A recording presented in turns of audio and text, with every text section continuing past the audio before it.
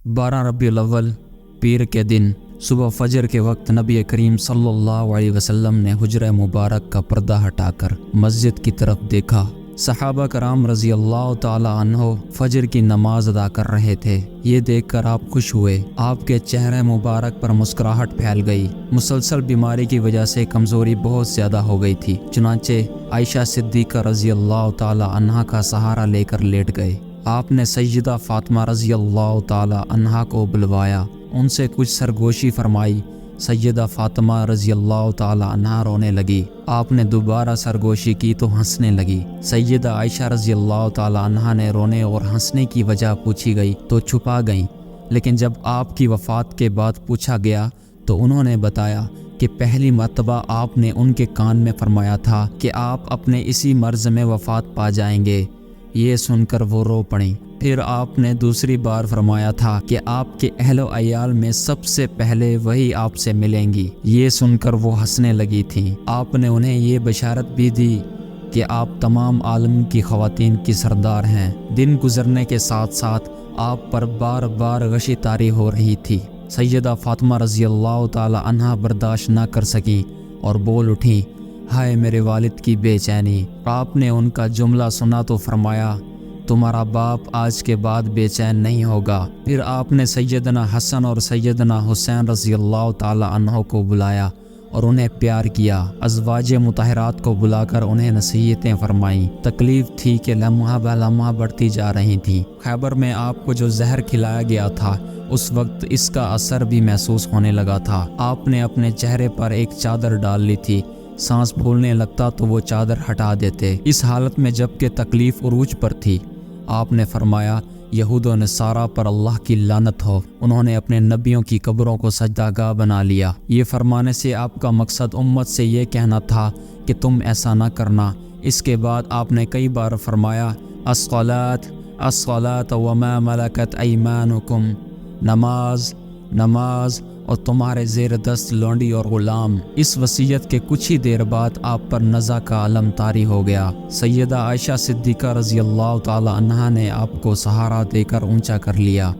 ऐसे में उनके भाई अब्दुर्रहमान बिन अबी बकर रज़ी अल्लाह ताला अन्हो अंदर दाखिल हुए। उनके हाथ में खजूर की ताज़ा शाख थी। नबी करीम सल्लल्लाहु अलैहि वसल्लम मुसवाक की तरफ देखने लगे। सैयदा आयशा रज़ी अल्लाह ताला अन्हा समझ गई कि आप मुसवाक करना चाहते हैं। आपने पूछा तो नबी करीम सल्लल्लाहु अलैहि वसल्लम ने इशारे से हाँ फरमा दिया। चुनाचे उन्होंने मुसवाक अपने भाई से ली, उसको दांतों से चबाकर नरम किया, फिर आपको दी। आपने अच्छी तरह मुसवाक की। आपके नज़दीक एक ही बर्तन में पानी था। आप पानी में हाथ डालकर गीला हाथ चेहरे पर फेरते जाते थे और फरमाते जाते थे, ला इलाहा इल्लल्लाह इन्ना लिल मौत सकरात, अल्लाह के सिवा कोई माबूद नहीं, मौत के लिए सख्तियाँ हैं। फिर आपने दोनों हाथ या उंगली ऊपर उठाई, निगाह छत की तरफ की। दोनों होंठों को कुछ हरकत हुई, गोया आप कुछ फरमा रहे थे। सैयदा आयशा रज़ी अल्लाह ताला अन्हा ने कान नज़दीक किया तो सुनाई दिया, आप फरमा रहे थे, उन अम्बिया, सिद्दीकीन, शहदा और सालिहीन के साथ जिन्हें तूने इनाम से नवाजा, ए अल्लाह मुझे बख्श दे और मुझ पर रहम फरमा और मुझे रफ़ीक़ आला में पहुँचा दे। ए अल्लाह रफ़ीक़ आला। आखिरी फ़िक्रा 3 बार दोहराया। इसके साथ आपकी रूह परवाज़ कर गई, हाथ झुक गया और आप रफ़ीक़ आला से जा मिले। ये पीर का दिन था। रबीउल अव्वल की 12 तारीख थी और हिजरत का 11वां साल था। आपकी उम्र मुबारक उस वक्त 63 साल थी। इन्ना लिल्लाहि व इन्ना इलैहि राजिऊन। आपकी वफ़ात की खबर रूह फरसा थी, होशो हवास मुख्तल कर देने वाली थी। जो ही सहाबा कराम ने यह खबर सुनी, दुनिया उनके लिए बिल्कुल तारीक हो गई। करीब था कि वो अपने होशो हवास खो दें, क्योंकि जब आप मदीना में तशरीफ़ लाए थे वो दिन दुनिया का रोशन तरीन दिन था और ये दिन दुनिया का तारीक दिन था। सहाबा के आंसू जारी हो गए और उन आंसुओं ने रुकने का नाम ना लिया। ऐसे में सैयदना उमर बिन ख़त्ताब रज़ी अल्लाह ताला अन्हो मस्जिद के सहन में खड़े थे और बुलंद आवाज़ में फरमा रहे थे, लोगों सुन लो, रसूलुल्लाह सल्लल्लाहु अलैहि वसल्लम उस वक्त तक वफ़ात नहीं पाएंगे जब तक कि अल्लाह ताला मुनाफिकीन को फना न कर दे। इसके साथ वो फरमा रहे थे, ख़बरदार कोई ये ना कहे कि रसूलुल्लाह सल्लल्लाहु अलैहि वसल्लम वफ़ात पा गए हैं, वरना मैं उसकी गर्दन उड़ा दूँगा। سیدنا ابو بکر صدیق رضی اللہ تعالی عنہ وفات کے وقت وہاں موجود نہیں تھے۔ اسی روز صبح سویرے انہوں نے آپ کی طبیعت سنبھلی ہوئی محسوس کی تو اپنے گھر والوں کی خبر لینے موضع سخ چلے گئے۔ یہاں آپ کا مکان تھا اور یہ جگہ مدینہ منورہ سے چند میل دور تھی۔ سیدنا ابو بکر صدیق رضی اللہ تعالی عنہ کو آپ کی وفات کی خبر ملی تو گھوڑے پر بیٹھ کر مسجد نبوی تک پہنچے۔ مسجد میں داخل ہوئے تو کسی سے بات نہ کی اور سیدھے سیدہ عائشہ صدیقہ رضی اللہ تعالی عنہا کے حجرے میں چلے گئے۔ نبی اکرم صلی اللہ علیہ وسلم کے نزدیک ہوئے۔ آپ کا جسم مبارک دھاری دھار یمنی چادر سے ڈھانپا ہوا تھا۔ سیدنا ابو بکر صدیق رضی اللہ تعالی عنہ نے چہرہ مبارک سے چادر ہٹائی، آپ کی پیشانی مبارک کو بوسہ دیا، روئے اور پھر فرمایا، میرے ماں باپ آپ پر قربان، اللہ آپ پر دو موتیں جمع نہیں فرمائے گا۔ جو موت آپ کا مقدر تھی وہ آپ کو آ چکی۔ اس کے بعد آپ باہر تشریف لائے۔ سیدنا عمر رضی اللہ تعالی عنہ اسی طرح اپنے الفاظ کہے جا رہے تھے۔ آپ نے ان سے فرمایا، عمر بیٹھ جاؤ۔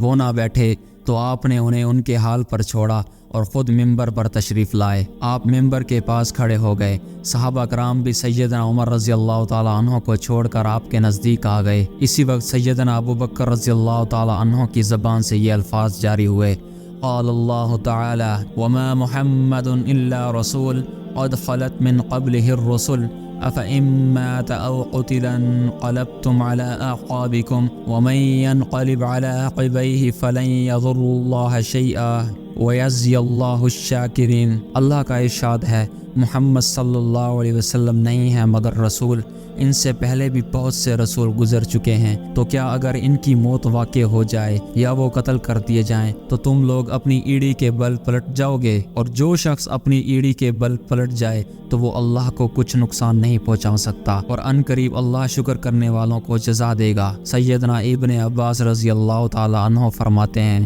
اللہ کی قسم لوگوں نے یوں محسوس کیا جیسے یہ آیت آج ہی اتری ہو۔ اس سے پہلے لوگ جیسے اس آیت کے بارے میں جانتے ہی نہیں تھے۔ پھر تو حالت یہ ہوئی کہ سبھی اس آیت کو دہرانے لگے۔ خود سیدنا عمر رضی اللہ تعالی عنہ جو لوگوں کو قتل کی دھمکی دے رہے تھے کہتے ہیں، اللہ کی قسم میں نے جو ہی سیدنا ابو بکر صدیق رضی اللہ تعالی عنہ کو یہ آیت تلاوت کرتے سنا، میں نے جان لیا کہ یہی حق ہے۔